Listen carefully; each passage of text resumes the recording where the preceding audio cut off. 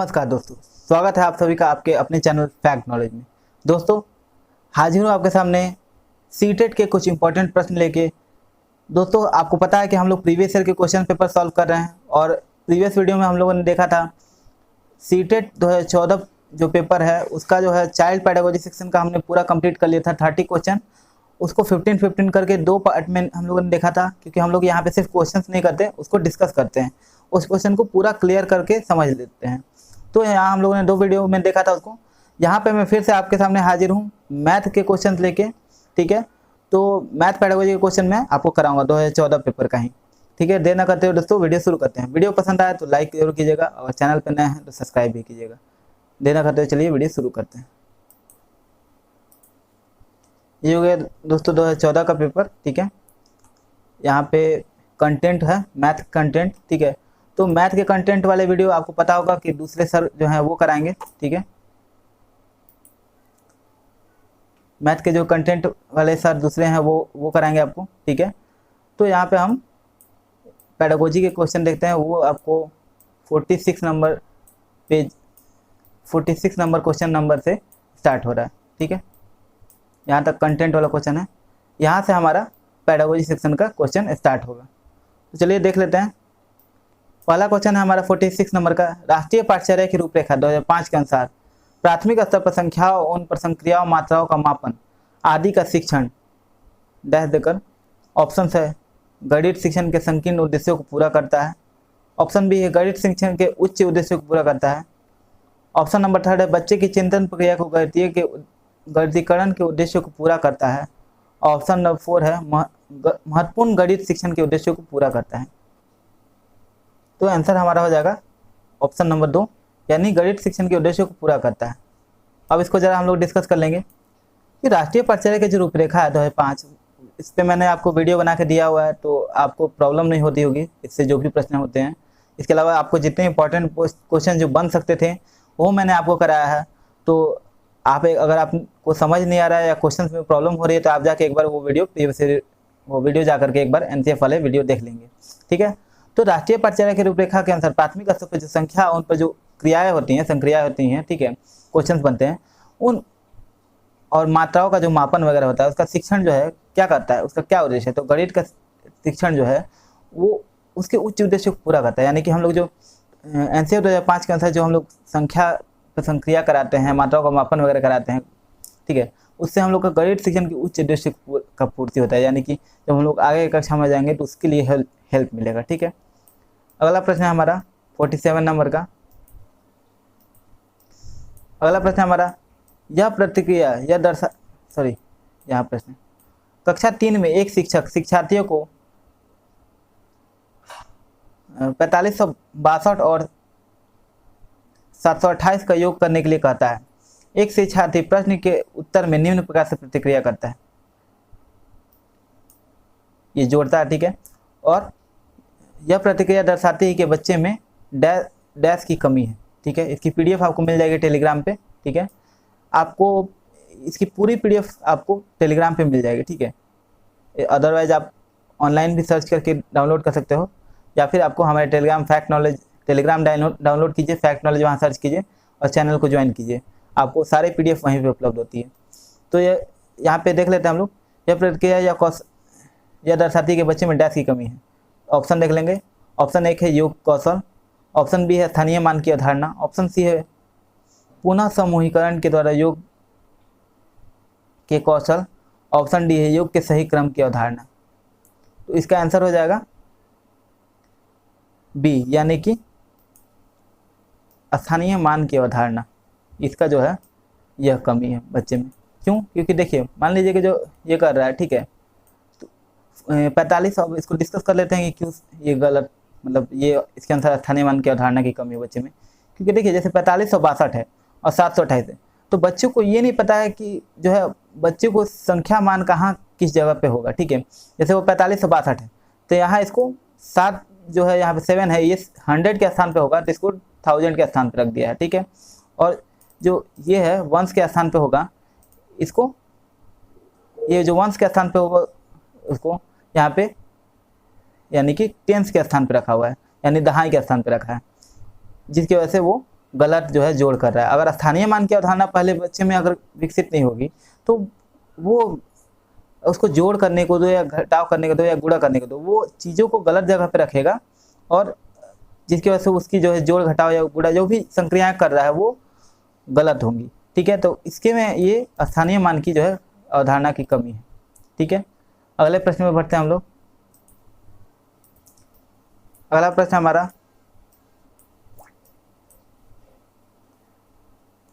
हमारा कक्षा 4 की पाठ्य पुस्तक से दी गई निम्नलिखित समस्याओं में से कौन सी बहु अनुसंधानात्मक समस्या की ओर संकेत करती है? ऑप्शन है हमारे ऑप्शन ए यानी 1 नंबर, भारत के झंडे का आरेख बनाइए और झंडे में सममिति रेखाओं की संख्या की पहचान कीजिए। ऑप्शन नंबर बी है, दी गई आकृति की दर्पण छवि यानी प्रतिबिंब का आरेख बनाइए। ऑप्शन नंबर 3 है यानी सी है कि दी गई आकृति में कितनी सममिति रेखाएं हैं। ऑप्शन नंबर डी यानी 4 है, किसी भी दी गई ज्यामितीय आकृति से एक सममिति रेखा खींचिए यानी खींचना। तो इसमें से सही आंसर क्या हो जाएगा इसका? देखिए पाठ्य ये क्या कह रहा है कि बहु अनुसंधानात्मक समस्या की ओर संकेत करती है, कौन सही है? ठीक है, तो आपको यहाँ पे ऑप्शन नंबर ए हो जाएगा, यानी कि जो देखिए यहाँ पे ऑप्शन नंबर ए यानी कि जो भारत के झंडे का आरेख बनाइए और झंडे में सममिति रेखाओं की पहचान कीजिए। ठीक है, ये हो गया बहु अनुसंधानात्मक समस्या। क्यों? क्योंकि इससे आपको बहुत सारे मल्टी डायमेंशनल जो है आपको कार्य होंगे। क्यों? एक जैसे एक तो बच्चा जो झंडे का आरेख बनाएगा, ठीक है, तो वो थिंकिंग करेगा कि भारत का झंडा जो है उसका डिजाइन कैसा है, ठीक है, तो उस हिसाब से बनाएगा, फिर ड्राइंग करेगा, कलर करेगा, ठीक है, उसके बाद से उसमें से वो खोज की निकालेगा, तर्क शक्ति लगाएगा कि जो है इसमें कौन कौन सी आकृतियाँ बनी हुई हैं। ठीक है, तो वो इसमें मल्टी डायमेंशनल थिंकिंग जो है हो रही है बच्चे में विकसित, कि बहुत सारे बहु अनुसंधानात्मक समस्या जो है विकसित हो रही है। क्योंकि एक चीज़ बच्चा एक चीज़ के बारे में नहीं कर रहा है, एक समस्या से वो बहुत सारी चीज़ों को देख पा रहा है, ठीक है, सीख पा रहा है। तो ये इस प्रश्न से ऐसे आंसर होगा। अगला प्रश्न पे बढ़ते हैं हम। अगला प्रश्न हमारा निम्न ग्रिड वर्गाकार कागज पे जो है खींचा गया है। ठीक है, आप देख रहे होंगे स्क्रीन पे। यह निरूपण किसकी ओर संकेत करता है? ठीक है, ऑप्शन है हमारा ए, गिनतारा अभेकस पर संख्याओं की स्थिति। ऑप्शन नंबर 2 है स्थानीय मान की अवधारणा। ऑप्शन नंबर 3 है दहाई की और इकाई की तुल्यता। ऑप्शन नंबर डी है गणितीय खेल। तो इसका आंसर हो जाएगा जो है हमारा, इसका जो है हमारा आंसर हो जाएगा ऑप्शन नंबर बी, यानी कि 2 नंबर आंसर स्थानीय मान की अवधारणा। क्यों? देखिए क्या है कि जैसे यहाँ पे ये किया गया, ठीक है, वर्गाकार कागज पे जो ग्रिड खींचा गया, ठीक है, अब इसमें हम लोग ये ओ लिखा है यानी वंस, ये टी लिखा है यानी टेंस, यहाँ एच लिखा है यानी 100, ये लिखा है 1000। तो 1 में आपको एक डॉट दिया गया है, ठीक है, तो ये वंस को दर्शा रहा है। ये जो है वर्गाकार में टेंस के आगे डॉट डॉट दिया गया है, टेंस को दर्शाएगा। फिर अगर कोई और वर्गाकार अगर बनाया हो और उसमें ऐसा किया हो तो 100, फिर यहाँ 1000। तो ये चीज़ें आपको क्या सिखा रही हैं कि स्थानीय मान जो है वो दर्शा रही हैं। ये वर्गाकार कागज पे जो खींचा गया है, ग्रिड बनाया गया है, ये वंस टेंस हो गया, तो इसके बारे में आपको ये अवधारणा सिखा रही है। तो स्थानीय मान की अवधारणा के बारे में ये दर्शा रहा है। ठीक है, ऑप्शन नंबर बी। अगले प्रश्न में पढ़ेंगे। अगला प्रश्न हमारा प्राथमिक स्तर के बच्चे की दी गई आकृतियों पर उनकी दिखावट के आधार पर वर्गीकृत करने की योग्य हैं। वेन हाइल के अनुसार वे ज्यामिति के डैश पर हैं। ऑप्शन है हमारा मानसिक चित्रण स्तर। ऑप्शन बी है विश्लेषणात्मक स्तर। ऑप्शन सी है अनौपचारिक निगमन स्तर। ऑप्शन डी है अनौपचारिक निगमन स्तर। इसका आंसर हो जाएगा हमारा मानसिक चित्रण स्तर। ठीक है, ये थ्योरेटिकल क्वेश्चन है, इसमें समझने जैसा कुछ नहीं है, ये आपको सीधे सीधे याद कर लिए हैं, याद आएगा तो बनाइएगा वरना निकल जाइए। ठीक है, और एक चीज़ मैं आपको सीटेट में एक चीज़ आपको करने का सबसे बेस्ट तरीका बता रहा हूँ। ठीक है, आपको सीटेट आपका ऐसे प्रश्न देता है कि आपको टाइम कंज्यूमिंग क्वेश्चन हो, 2.5 घंटे का समय आपको मिलता है, लेकिन आपसे प्रश्न ऐसे पूछे जाएंगे कि आप जैसे उसी में वेस्ट कर दोगे टाइम, मतलब कि आप क्वेश्चन सॉल्व कर रहे हो, नहीं समझ में आ रहा है, आप उसी में लगे हो। मैथ कहीं मान लीजिए सॉल्व कर रहे हो तो आपको अगर आंसर नहीं आ रहा है तो आप लगे हो, ऐसे नहीं है। क्वेश्चन को अपने ईगो पे नहीं लेना है कि मैंने तो पढ़ा था सर मैंने तो पढ़ा था, पूरा प्रैक्टिस किया था, आखिर बन क्यों नहीं रहा है इसका आंसर, या मुझे याद क्यों नहीं रहा है। टाइम नहीं वेस्ट करना, ठीक है। अगर आप से बन रहा है 30 सेकंड में क्वेश्चन बना, ठीक है, या फिर अगर पेडागोजी का क्वेश्चन है तो 1 मिनट से ज़्यादा समय नहीं देना है, किसी भी हालत में 1 मिनट से ज़्यादा समय नहीं देना है, क्योंकि सीटेट का पूरा आप देखोगे तो 1 मिनट पर क्वेश्चन पे आपको दिया गया है। अगर आप ज़्यादा समय लगा रहे हो तो आप अपना टाइम जो है वेस्ट करोगे, क्योंकि कुछ क्वेश्चन ऐसे होते हैं जो ज़्यादा टफ क्वेश्चन हो जाते हैं, तो उसमें आपको समय देना ही पड़ेगा आपको, ठीक है। अब आप क्या है, जैसे पैसेज पढ़ना हो, पैसेज वगैरह में तो आपको एक्स्ट्रा टाइम लगेगा, क्योंकि पैसेज पहले पढ़ो, ठीक है, फिर क्वेश्चन पढ़ो, फिर उसके बाद से आप क्वेश्चन को पैसेज में ढूंढोगे, फिर ढूंढ करके तो आंसर लगा करके टिक मारोगे, ठीक है। उसके अलावा आपको 2.5 घंटा के समय में आपको क्वेश्चन सॉल्व भी करना है और OMR भी भरना है, तो इसकी भी प्रैक्टिस आपको करनी पड़ेगी। तो इसके लिए आपको टाइम ज़्यादा नहीं लगा सकते हैं। अगर आपसे क्वेश्चन कोई नहीं बन रहा है तो वो आप बढ़िया आ गए, ठीक है, बढ़िया आ गया, और लास्ट में उस क्वेश्चन को सॉल्व करेंगे, ठीक है। लास्ट में मतलब ये नहीं कि लास्ट में जल्द जल्द कर देंगे, आपको टाइम ड्यूरेशन लेकर के चलना है। इसलिए मैं बोलता हूँ, ठीक है, कि कभी भी आप जो है ये नहीं कि घर पे प्रैक्टिस सेट बना रहे हैं तो 2.5 घंटा लेकर चल रहे हैं प्रैक्टिस सेट सॉल्व कर रहे हैं, नहीं, 1.5 घंटा से 1 मिनट टाइम ज़्यादा नहीं लेंगे। घर पे प्रैक्टिस सेट सॉल्व करना है तो आपको उसी का आदत बनाना है कि 1.5 घंटा में मुझे प्रैक्टिस सेट सॉल्व करना है। आपको अगर सर कि 1 घंटा 1.5 घंटा में प्रैक्टिस सेट सॉल्व कैसे होगा, बिल्कुल होगा। और मैं जब तैयारी करता था अपने समय तो मैं खुद 1.5 घंटा में प्रैक्टिस सेट सॉल्व करता था। शुरू में मुझे परेशानी होती थी, लेकिन बाद में धीरे धीरे आदत हो गया और मैं कर पाता था। उसके बाद से प्रैक्टिस सेट सॉल्व करने के बाद से आप धीरे धीरे आप मान लीजिए कि आपका क्या होगा, ज़्यादा सारा क्वेश्चन छूटेगा। आप घर प्रैक्टिस सेट सॉल्व कर रहे हो, आदत बनाओगे, फिर इसके मान लीजिए कि पहले दिन आपने प्रैक्टिस सेट सॉल्व किया, 150 क्वेश्चन है आप सॉल्व कर रहे हो, लास्ट टाइम में आपके पास समय नहीं बचा, ठीक है, तो क्वेश्चन छोड़ना नहीं है, आप क्वेश्चन कोई भी छोड़ना नहीं है। एक चीज़ और ध्यान रखना है कि क्वेश्चन छोड़ना नहीं, चाहे आप प्रैक्टिस सेट सॉल्व ही क्यों ना कर रहे हो। ये मेरा तरीका है, बाकी और यूट्यूबर क्या बोलते हैं या और लोग क्या आपको सजेस्ट करते हैं ये नहीं बता, मैं श्योर सेट तरीका यही बता रहा हूँ, मैंने जिस तरीके से किया है। अब आप प्रैक्टिस सेट सॉल्व कर रहे हो तो आपको क्वेश्चन सॉल्व करने का आदत लगाना है। मान लीजिए कि आप क्वेश्चन सॉल्व कर रहे हो, आपने 120 क्वेश्चन सॉल्व किया, 30 क्वेश्चन रह गए, या फिर 140 क्वेश्चन सॉल्व किया, 10 क्वेश्चन रह गए, आपका 1.5 घंटा कंप्लीट होने वाला है। तो ये नहीं कि थोड़ा सा टाइम खींच ले रहे हैं, नहीं, या फिर आपने क्वेश्चन छोड़ दिया, नहीं। आपको क्या करना है कि उन 10 क्वेश्चन को अपने हिसाब से जैसे जल्दी जल्दी में आप करोगे, एग्जाम समझ के ही देना है, जैसे जल्दी जल्दी लगाओगे, टिक लगा सकते हो, लगाओ, ठीक है। शुरू में आपको OMR भरने की प्रैक्टिस नहीं करनी है 1.5 घंटे में, आपको OMR भरने की प्रैक्टिस नहीं करनी है, 1.5 घंटे में पेपर सॉल्व करने की प्रैक्टिस करनी है, ठीक है। करते रहो। उसके बाद से आपको क्या करना है, 1.5 घंटे में आपको प्रैक्टिस सेट सॉल्व होने का धीरे धीरे बढ़ने लगेगा। आपको जैसे पहले बार में 20 क्वेश्चन छूटे हैं, दूसरे बार में 15 छूटेंगे, फिर 10 छूटेंगे, फिर 8 छूटेंगे, इसी तरह करके क्वेश्चन छूटने की संख्या कम होती जाएगी। एक समय में आएगा कि क्वेश्चन छूटेगा ही नहीं। और जब आपको ये प्रैक्टिस हो गया क्वेश्चन की, उसके बाद आप जब प्रैक्टिस सेट सॉल्व करने से मिलाओगे कि कितने सही हुए, फिर आपको क्या करना है कि OMR भरने की प्रैक्टिस करनी है। जब एग्जाम नज़दीक आ जाता है और 10 से 15 दिन बचते हैं, तब आपको OMR भरने की प्रैक्टिस करनी है। तो बढ़ते हैं हम लोग अगले प्रश्न पे। इसी तरह से मैं आपको टिप्स देते रहता हूँ ताकि जो है आप सीटेट आपके लिए टफ ना हो, ठीक है। अगले प्रश्न में बढ़ेंगे। अगला प्रश्न है हमारा, हस्तपरक प्रतिमान, स्थिर चित्र और लिखित प्रतीक, मौखिक और लिखित भाषा, वास्तविक संसार की स्थितियाँ अथवा संदर्भ को डैश दर्शाने के लिए 5 तरीके हैं। ऑप्शन है गणितीय चिंतन एवं विचार, ऑप्शन बी है ज्यामितीय प्रमाण, ऑप्शन सी है गणित की पाठचर्या, ऑप्शन डी है गणितीय शब्द भंडार। तो इसका आंसर हो जाएगा हम लोग का गणितीय चिंतन एवं विचार, यानी कि ऑप्शन नंबर ए। ये भी थियोरेटिकल क्वेश्चन है, हम लोग जो डिस्कस करने वाला क्वेश्चन है उसको हम लोग डिस्कस करते हैं, ठीक है, ताकि आप लोग वो अवधारणा को समझ पाओ, ठीक है। अगला प्रश्न है, भाग की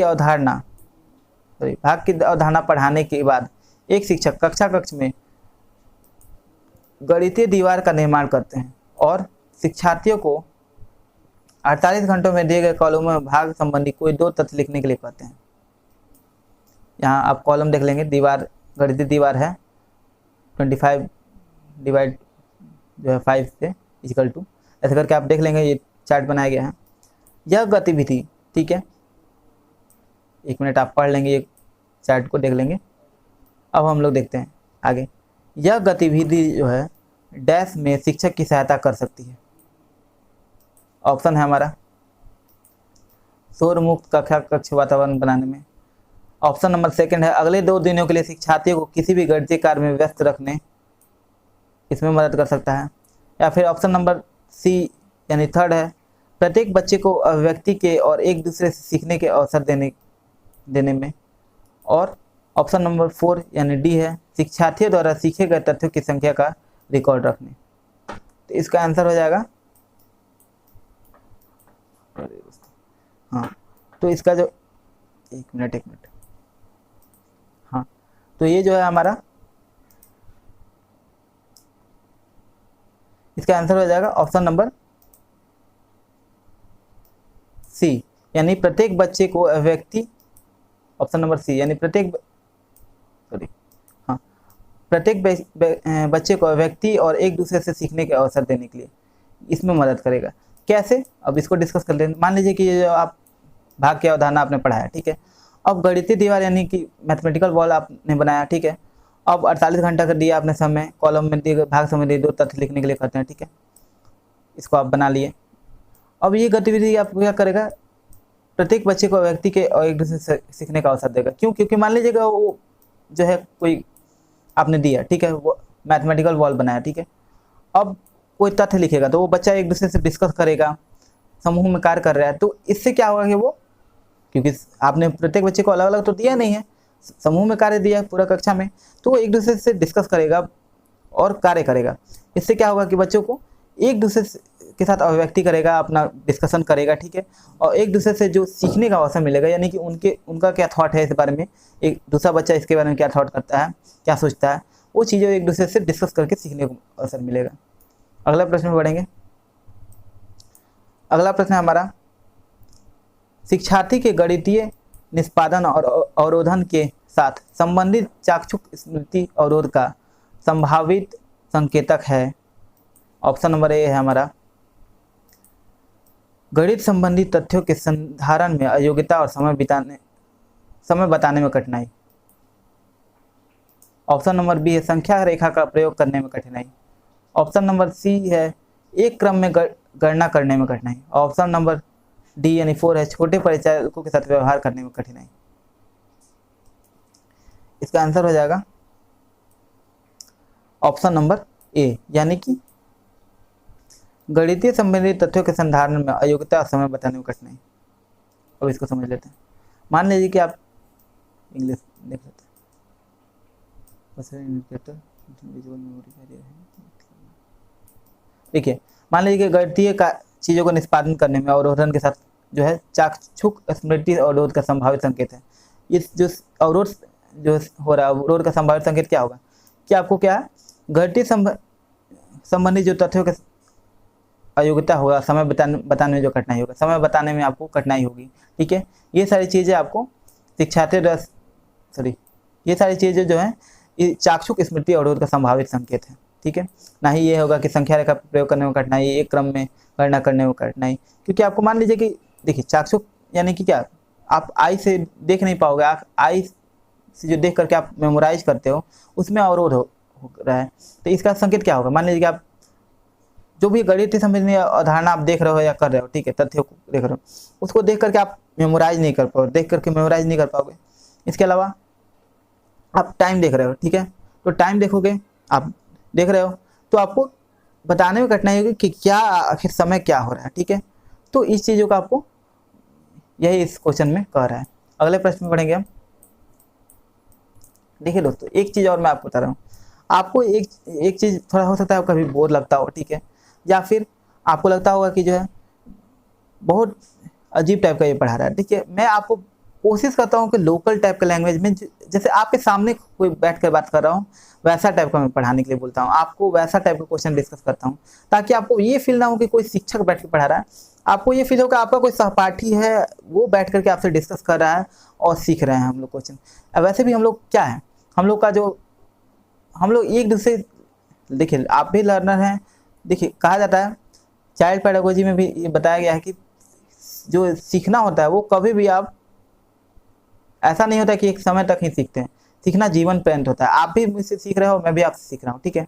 मैं भी ये चीज़ें पहली बार कर रहा हूँ, यूट्यूब पे पढ़ाना, मैं पढ़ाता नहीं हूँ। रवि सर ने मुझसे बोला तो मैंने कहा ठीक है मैं क्लास ले लूँगा, कक्षा मैं ले लूँगा आपकी। तो मैं ये सारी चीज़ें यूट्यूब पे पहली बार पढ़ा रहा हूँ, यानी ये सारी चीज़ें मैं पहली बार सीख रहा हूँ, ठीक है। यूट्यूब पे पढ़ाना वगैरह सर पढ़ाते हैं, वो काफ़ी अच्छा क्लास लेते हैं, लेकिन मैं जो है ये मेरा प्रोफेशन नहीं है ना। मैं तो पढ़ाता हूँ लेकिन मैं ऑनलाइन कक्षाएं नहीं लेता हूँ। तो ये चीज़ें मुझे पहली बार सीखने का अवसर मिल रहा है और आपको भी देखने का मिल रहा है। तो मैं आपसे इस तरह डिस्कस करता हूँ ताकि आपको लगे कि आपका कोई सहपाठी या आपका कोई मित्र बात कर रहा है, ताकि आपको मेमोराइज करने में आसानी ना हो। वो चीज़ें रिलेट करके मैं बताने की कोशिश करता हूँ। चलिए अगले प्रश्न पढ़ते हैं। अगला प्रश्न हमारा, एक शिक्षक, हाँ कोई एक चीज़ और, अगर आपको कोई सुझाव हो तो आप कमेंट करके बताइए कि मैं अगर कोई कमी रह रही है मेरे समझाने में, तो ये सब चीज़ आप कमेंट करके बताओगे तो मैं अपने में इंप्रूवमेंट करने की कोशिश करूँगा। आप लोग कुछ बताओगे नहीं कमेंट करके तो मुझे कैसे पता चलेगा कि आखिर मुझे मेरे पढ़ाने में, मेरे समझाने में कहाँ कमी रह जा रही है, ठीक है। आपके सुझाव का स्वागत है। तो अगला प्रश्न हमारा, एक शिक्षक कक्षा 3 में निम्नलिखित कार्डों का वितरण करता है और बच्चों को समान आकृतियों का मिलान करने के लिए कहता है, ठीक है।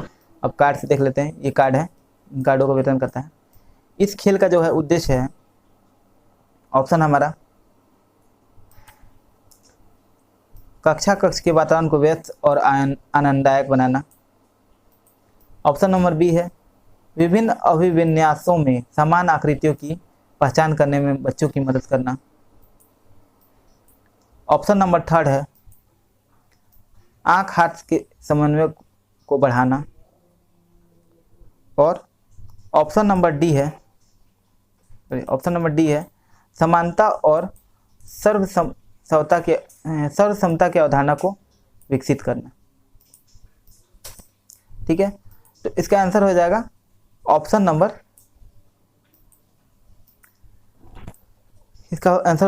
नंबर बी, यानी कि विभिन्न अभिविन्यासों में समान आकृति की पहचान करने में बच्चों की मदद करना, ठीक है।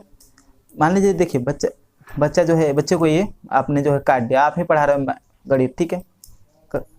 कक्षा 3 में आपने कार्ड वितरण किया, कोई शिक्षक दे रहा है, ठीक है। तो इसमें अलग अलग आकृतियाँ बनी हुई हैं, अलग अलग शेप हैं, इनको मिलाने से एक अलग आकृति बनेगी। तो इसका उद्देश्य क्या होगा? इसका उद्देश्य होगा विभिन्न अभिविन्यास यानी विभिन्न शेप में समान आकृतियों की पहचान करने में बच्चों की मदद करना। अब मान लीजिए कि इसमें जैसे कोई शेप है, ठीक है, इसमें ये शेप है, ठीक है, अब इसमें ये शेप है, तो बच्चे जो है इसमें मिला करके देखेंगे कि ये और ये सेम अलग अलग शेप, अलग अलग कार्ड है लेकिन सेम शेप है, ठीक है। तो इसको लेकर के इससे मैच करेंगे, ठीक है, फिर ऐसे ही इसको लेकर के इसमें मैच करेंगे।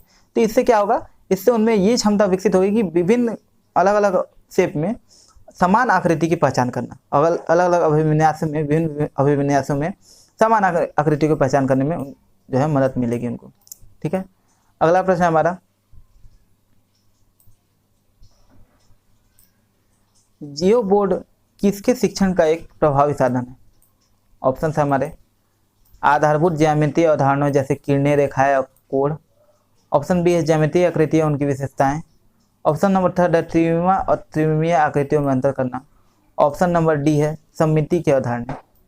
तो इसका आंसर क्या हो जाएगा? इसका आंसर हो जाएगा ज्यामितीय आकृतियां और उनकी विशेषताएं जो हैं, ये जो है जियो बोर्ड से शिक्षण का एक प्रभावी साधन है। यानी अगर ज्यामितीय आकृतियां उनकी विशेषताओं के बारे में पढ़ाना हो तो जियो बोर्ड का हम लोग हेल्प ले सकते हैं, ठीक है। अगला प्रश्न हमारा हो जाएगा, कक्ष में गणितीय भाषा में निपुणता को निम्नलिखित क्रम में समस्याओं को प्रदर्शित करने के द्वारा बढ़ाया जा सकता है। ऑप्शन है हमारे, ऑप्शन ए रोजमर्रा की भाषा और डैश देके गणितीय स्थिति की भाषा। ऑप्शन नंबर थर्ड है गणितीय समस्या की समाधान की भाषा। गणितीय समस्या समाधान की भाषा और डैश देके प्रतीकात्मक भाषा, ठीक है। ये ऑप्शन ए हो गया। ऑप्शन नंबर बी हो गया प्रतीकात्मक भाषा, डैश देके गणितीय समस्या समाधान की भाषा, ठीक है। ऑप्शन नंबर थर्ड है इसका डैश देके आ गए गणितीकरण स्थिति भाषा और डैश देके रोजमर्रा की भाषा। ऑप्शन नंबर थर्ड है रोजमर्रा की भाषा, डैश देके गणितीय समस्या समाधान की भाषा, डैश देके गणितीकरण स्थिति भाषा। ऑप्शन लास्ट है प्रतीकात्मक भाषा। इसी तरह से ऑप्शन नंबर 4 है गणितीय समस्या समाधान की भाषा, और डैश देके गणितीकरण की स्थिति भाषा, और अगला डैश देके रोजमर्रा की भाषा। ठीक है, तो ये आपको कंफ्यूज करने के लिए इसका आंसर क्या हो जाएगा, ऑप्शन नंबर ए, यानी कि रोजमर्रा की भाषा। ठीक है, गणितीकरण की स्थिति भाषा, गणितीय समस्या समाधान की भाषा और प्रतीकात्मक भाषा। ठीक है, ये इसका आंसर हो जाएगा। अगले प्रश्न पढ़ते हैं, 57 नंबर का क्वेश्चन है दोस्तों। पूरे पेडागोजी के 15 क्वेश्चन आते हैं। मैंने आपको पूरा पैटर्न आपसे डिस्कस किया था कि 30 में आपको 15 तो कंटेंट के आएंगे मैथ के, और 15 आपको पेडागोजी के क्वेश्चन आएंगे। ठीक है, तो मैथ पेडागोजी, पहले आप पेडागोजी पे अपने पकड़ बना लिया, तो मैथ पेडागोजी थोड़ा सा आपसे अलग होगा, थोड़ा सा अलग होगा। आपने वही सूत्र नियमों को कैसे पिरोना है, ये सारी चीज़ें आपको देखना होगा। कहाँ कहाँ किस चीज़ों को, जैसे जियो बोर्ड का उपयोग कहाँ करना है, या बाकी टीएलएम का उपयोग कहाँ करना है, ये सारी चीज़ें। अगला हमारा प्रश्न है 57। गणित में प्रक्रमण संबंधी प्रभावपूर्णता का अर्थ है नियमों, सूत्रों और कलन विधियों, कलन गणित का ज्ञान होना, और परिशुद्धता, लचीलेपन और निपुणता के साथ उनका क्रियान्वयन करना। गणित में लचीलापन डैश की ओर संकेत करता है। ऑप्शन है हमारा ऑप्शन नंबर 1, समान प्रकरण से विभिन्न प्रकार की समस्याओं का समाधान करने की योग्यता।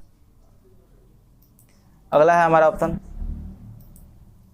समान निपुणता के साथ अंकगणित और ज्यामितीय समस्याओं का समाधान करने की योग्यता। ऑप्शन नंबर 3 है एक से अधिक उपागमों का प्रयोग करते हुए एक खास प्रकार की समस्या का समाधान करने की योग्यता। ऑप्शन नंबर डी है परिशुद्धता के साथ समस्याओं का समाधान करने और सभी चरणों को लिखने की योग्यता। तो इसका आंसर हो जाएगा ऑप्शन नंबर सी, यानी एक से अधिक उपागमों का प्रयोग करते हुए एक खास प्रकार की समस्या समाधान करने की योग्यता। अब इसको समझ लेते हैं। तो जैसे गणित में प्रक्रमण संबंधी प्रभावपूर्णता का अर्थ जो है नियम, सूत्र और कलन विधि का उपयोग करते हैं। गणित का ज्ञान होना, परिशुद्धता, लचीलेपन, निपुणता के साथ क्रियान्वयन करते हैं। तो गणित में जो लचीलापन है वो किससे ओर संकेत करता है। ठीक, तो इतना बड़ा क्वेश्चन देके आपको डरने की कोई जरूरत नहीं है। आप सीधे पढ़िए कि गणित में प्रक्रमण संबंधी प्रभावपूर्णता का अर्थ है। ये सारी चीज़ थोड़ा सा पढ़ लीजिए ताकि आपको आइडिया हो जाए।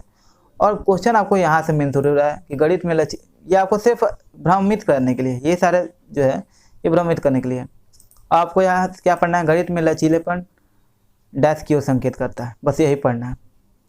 तो इसका आंसर हो जाएगा,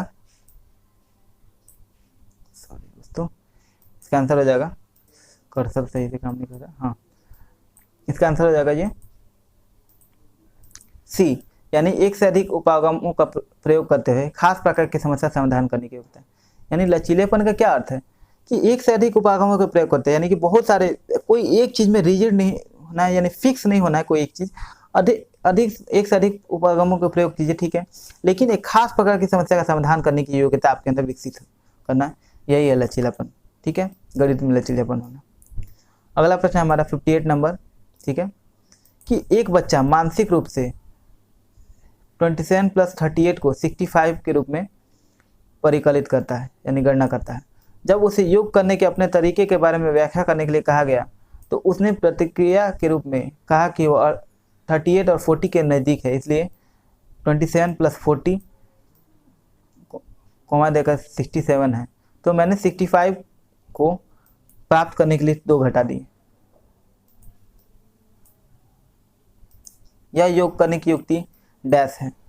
ऑप्शन है हमारा ए प्रत्यक्ष प्रतिरूपण, ऑप्शन नंबर बी है पुनः समूहीकरण, ऑप्शन नंबर 3 है प्रतिकारी, ऑप्शन नंबर डी है समृद्धि कारक। तो हमारा इसका आंसर हो जाएगा सी, यानी प्रतिकारी। ये हमारा आंसर हो जाएगा प्रतिकारी। ठीक है, अगले प्रश्न में पढ़ेंगे हम। अगला प्रश्न हमारा सेकंड लास्ट प्रश्न है कि मानसिक गणित संबंधी गतिविधियां महत्वपूर्ण हैं क्योंकि यह निम्नलिखित में से किसी एक के अवसर उपलब्ध कराती है। ठीक है, तो इसका ऑप्शन हो जाएगा मानसिक संगणना संबंधी प्रक्रियाओं का विकास, क्योंकि शिक्षार्थी तेज गति से संख्याओं के परिकलन के बीच संबंधों की पहचान करने की कोशिश करते हैं। ऑप्शन बी है पेपर पेंसिल का उपयोग करते हुए कक्षा में प्रक्रियाओं को सीखने में निपुणता प्राप्त करना। ऑप्शन नंबर सी यानी थर्ड है कलन विधि एल्गोरिथम को सीखने में निपुणता प्राप्त करना और कम समय में अधिक संख्या में समस्या का अभ्यास करना। ऑप्शन नंबर डी है परिकलन में परिशुद्धता के साथ उनकी गति को बढ़ाने और परीक्षाओं में उनके निष्पादन में सुधार करने में मदद करना। तो इसका आंसर हो जाएगा हमारा, इसका आंसर हमारा हो जाएगा, कर्सर सही है, हाँ, इसका आंसर हो जाएगा हमारा ए, ऑप्शन नंबर ए यानी 1 नंबर कि मानसिक संगणना संबंधी प्रक्रियाओं का विकास करना, क्योंकि शिक्षार्थी तेज गति से संख्याओं को परिकलन करने के बीच संबंधों की पहचान करने की कोशिश करते हैं। अब हम लोग देख लेते हैं मानसिक गणन संबंधी गतिविधियाँ, समझते हैं इसको, महत्वपूर्ण है क्योंकि मान लीजिए हम लोग मानसिक गणना करते हैं तो ये गतिविधियाँ महत्वपूर्ण है। क्यों? क्योंकि ये मान लीजिए अवसर उपलब्ध कराता है कि मानसिक गणना करते हैं, मानसिक संगणना करते हैं तो इससे संबंधित जो प्रक्रिया का विकास होता है, क्योंकि ये जरूरी है, क्योंकि शिक्षार्थी तेज गति से जो मान लीजिए माइंड गणना कर रहा है, गणना करने के लिए हम लोग दिमाग में गणना कर रहा है, ठीक है, तो इससे क्या होता है तेज गति से संख्याओं के परिकलन के बीच जो है संबंधों की पहचान करने की कोशिश करता है, ठीक है, क्योंकि वो मान लीजिए कि जैसे प्लस माइनस के बीच संबंध वो दिमाग में ही कैलकुलेट कर रहा है। अगर हम लोग, जरूरी तो है हम लोग पेपर पेंसिल से करा रहा है, ठीक है, लेकिन क्या है हम लोग दिमाग में अगर बच्चे को करने देंगे तो एक तो ये क्षमता होगा, मानसिक संगणना संबंधित प्रक्रियाओं का विकास होगा, क्योंकि जब छात्र जब मानसिक रूप से कैलकुलेट कर रहा था, मान लीजिए दिमाग में ही वो सॉल्व कर रहा है, तो जो भी परिकलन के बीच संबंध है, ठीक है, कहाँ प्लस से माइनस से डिवाइड वगैरह करना, वो उसका अपना ही पहचान करने की कोशिश करता है, वो कि कहाँ प्लस करना है, कहाँ माइनस करना है, कहाँ कैलकुलेट करना है, ये सारी चीज़ें वो उसके अंदर विकसित होंगी। और आज का हमारा लास्ट प्रश्न है, ठीक है, प्राथमिक कक्षा का एक बच्चा संख्या संक्रिय चिन्हों, सिक्कों और घड़ी की सुई में अंतर स्थापित नहीं कर पाता। यह तथ्य इंगित करता है कि बच्चे को निम्नलिखित में से किस प्रक्षेत्र में समस्या है। ऑप्शन है श्रवण संबंधी, ऑप्शन बी है प्रक्रिया संबंधी, ऑप्शन सी है दृश्य प्रक्रमण संबंधी, ऑप्शन डी है भाषा प्रक्रमण संबंधी। तो इसका आंसर हो जाएगा हमारा आंसर जो है दृश्य प्रक्रमण संबंधी। क्यों? क्योंकि देखिए प्राथमिक कक्षा का एक बच्चा मान लीजिए संख्या संक्रिया चिन्ह यानी कि जो भी प्लस माइनस डिजिट वगैरह है वो उनको जो है घड़ी की सुई वगैरह में अंतर स्थापित नहीं कर पाता, सिक्का हो गया, ये सब चीज़ें में अंतर स्थापित नहीं करता। क्यों नहीं कर पाता?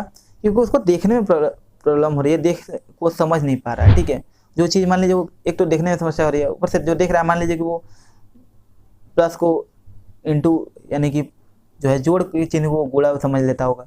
तो ये जो है दृश्य प्रक्रमण संबंधी है, ना कि श्रवण स्मृति संबंधी, भाषा प्रक्रमण संबंधी, वो देखने में ही उसको प्रॉब्लम हो रही है, तो ये हो रहा है। तो इसी के साथ हमारा 2014 पेपर का मैथ का जो है पेडागोजी सेक्शन हमारा कंप्लीट हो गया है। आगे हम लोग 2014 के ही EVS या फिर हिंदी और जितने भी सब्जेक्ट्स हैं वो हम लोग लेकर बारी बारी से आएंगे, ठीक है। तो उम्मीद करता हूँ कि आपको वीडियो पसंद आता होगा। वीडियो पसंद आया हो तो लाइक कीजिए, वीडियो को ज़्यादा से ज़्यादा शेयर कीजिए, ठीक है। और आपका जो सुझाव हो कि मान लीजिए कि मुझसे कोई, मैं भी आखिर सीख ही रहा हूँ, तो कि मैं तो प्रोफेशनल यूट्यूबर हूँ नहीं, तो आखिर आपका जो सुझाव हो कि मुझसे आखिर कमी कहाँ रह रही है, ये सारी चीज़ें आप मुझे बताएंगे तो आपका सुझाव का स्वागत है। मैं अपने में इम्प्रूवमेंट करने की कोशिश करूँगा। तो आपका कोई सुझाव हो वो कमेंट में बताइए। आपको कोई और टॉपिक वगैरह पे वीडियो चाहिए तो मुझे बताइए। वीडियो पसंद आया हो तो लाइक कीजिए। मिलते हैं अगली वीडियो में, तब तक ले इजाज़त दीजिए। नमस्कार, जय हिंद, वंदे मातरम।